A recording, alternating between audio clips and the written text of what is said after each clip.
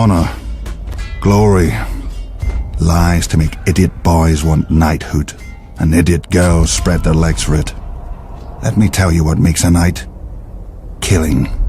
Either enough men or the right man. House Clegane should know. We're very good at both. Most families claim some great ancestor so far back that nobody can prove them liars. Not us.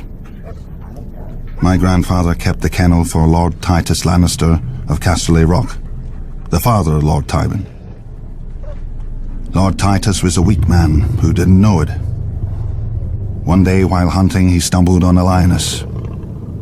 Instead of embracing the man who wore her on his banners, she tried to tear out his throat. Lucky my grandfather came up with the dogs and drove the big cat away.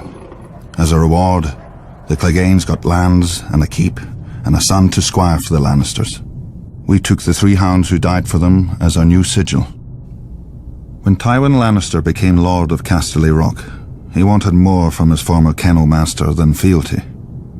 He bet that training hounds to kill isn't far from training boys to kill. In just 2 generations, my brother Gregor and I proved him right. I gutted my first man at 12. Years after, servants started disappearing in our keep, and even a sister I don't remember.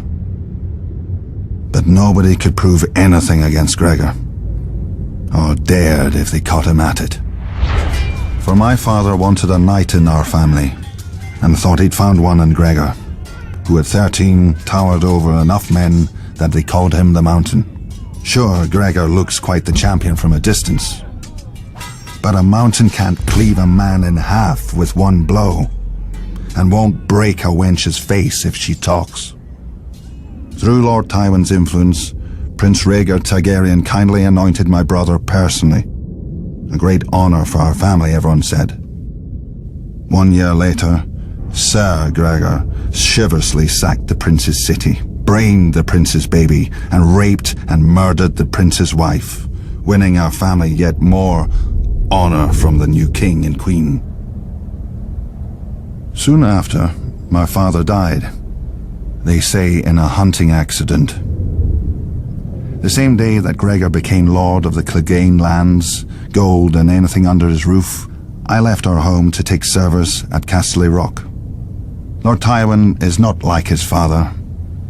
Neither is King Joffrey, or the likes of me would never be on the King's Guard, with all those true knights.